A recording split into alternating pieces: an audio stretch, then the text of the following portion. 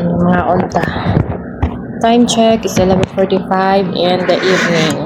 So karon ako ipakita sa inyo ha. Hindi na gid klaro ako ang kung camera kaya nabuak ang backcam sa ang cellphone nurse. So ano may ipakita. Front cam na lang. See that? Nakakatanig ko luto og mga Arabic food diri kasi nanadyo ko mabaon sa Pinas. Nya, hilig na ko pud magluto. So, for today's ganap, nagkatunan ko kuan ba no? So, kaulit sa Pinas ba? Nagkatunan sa kuog ka ng update sa ato ang life diri ano. Ilan na to i-harsh siguro ato ang life status. Ano ni siya resulta diri guys? Pag mo abroad ka. Himo gini mo ang pwede makalingaw sa mga pero yung ang unang pero lagi tayo din na dukdukon din sa mga kuan. Ka-OA, alam niya. Super lang niya. Kanya karon ka mo lang yan. So, update lang pa no.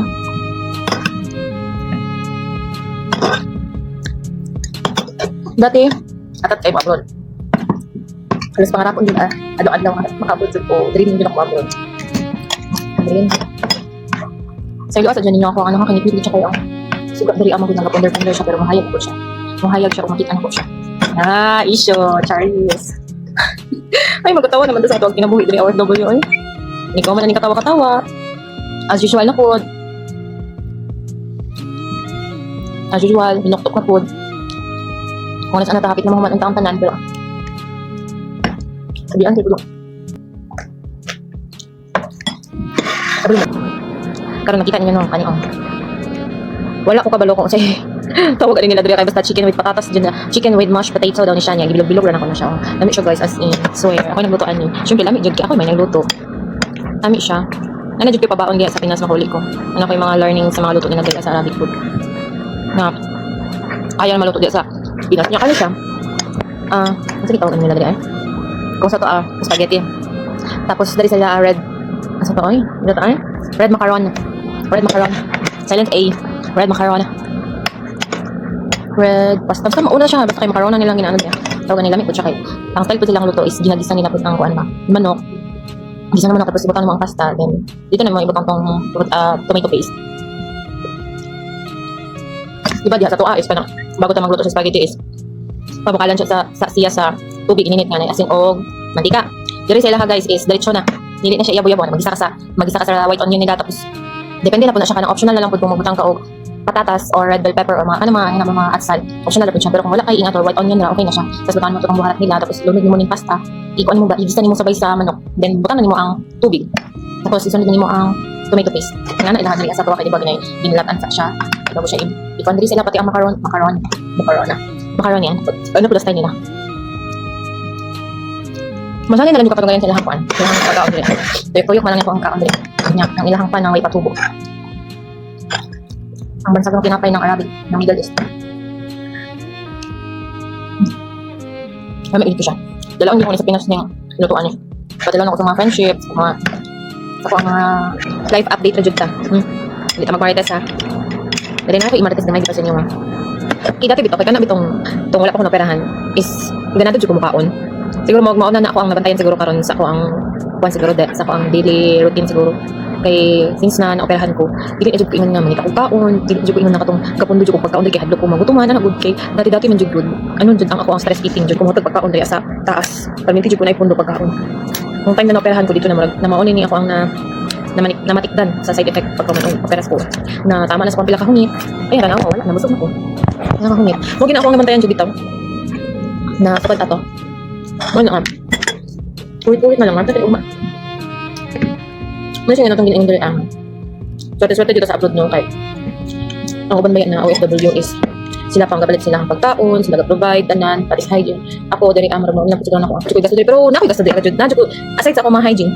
Kana sa beauty ano din na to, syempre enhancement to ang nawong. Ako jud gabalit. Dati sila ang gabalit pero katong kung time mga nagkalalis din sa akong amo ba. Nakatong stress jud kay ko ato jud atong time.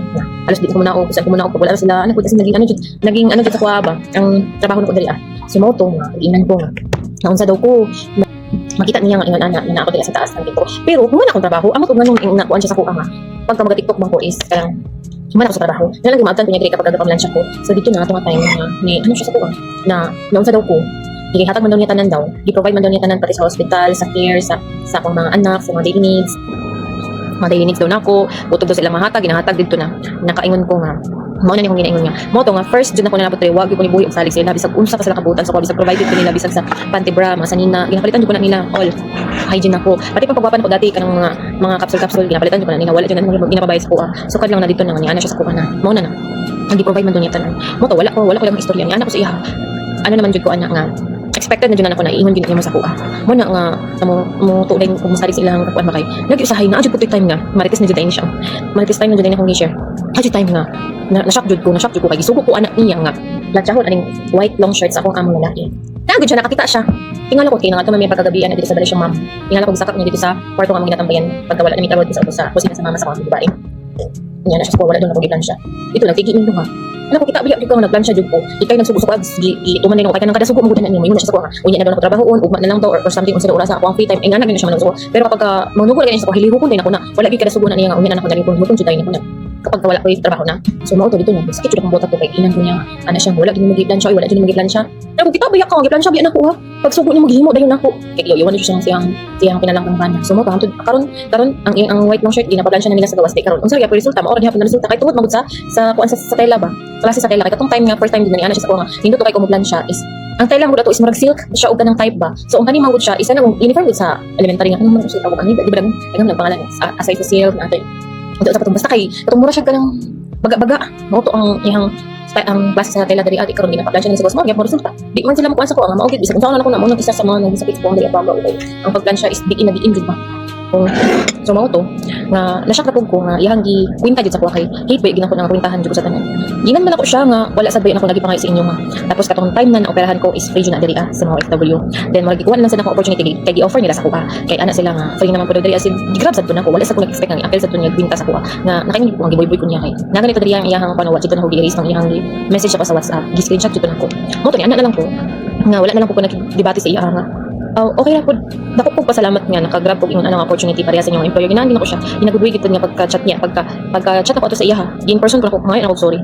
Kaysa makig-ano ko siya makigdebate ko sa iya wala gyud pa ingon. Sakit man sa akong buot pero wa koy choice. Mao bitaw na nga wag gyud kinubuhi sa salig na ay buoton ki sila. Ay ano sila kaano sa kuha. Di wala jud na sayo. Kaya naman usahay mo kami nga mga OFW dito na jud usahay ang pagkagahi sa ulo sa matnaw ganang usahay man gud hamak na ka sa uban sa kuha man gud is naging ano pud nako ba mo naging ano ra pud siguro nako ang sige TikTok kaya as in nakakwarta man gud ko ana so mo to tong pagkauli nako sa sa Pinas wala delete na akong TikTok wala akong TikTok so delete na lang ko siya kay para sa peace of mind na lang pud mo na karon lisod ka ayo karon kay mo ni akong Facebook na try ko na akong Facebook kung maka-earn pud ako dali so try lang ay na lang pud kung naiganahan mamino naiganahan mo tanong much better pero wala di sa takapugos di na mapugos di ba ano ra gud wala nga ako ang ano dari ang style na lang ko nako life update na lang jud kay kasi nga ganahan mo makiusin sa akong life status ko sa lifestyle ko na di ba pagdaan pati ka uban ng ano idea yes dili bitaw ay pawala na lang po siya sa ano siguro kami nga parehan gud sige story sa video may na lang na ako ni kabisibisihan yung kanang reply sa mga comment ana na lang yun bahala usahay dili mapungan ang makabot nga kuan pahingawa sa dughan kanino kay syempre tao di man tayo diba so mga guys salamat isipan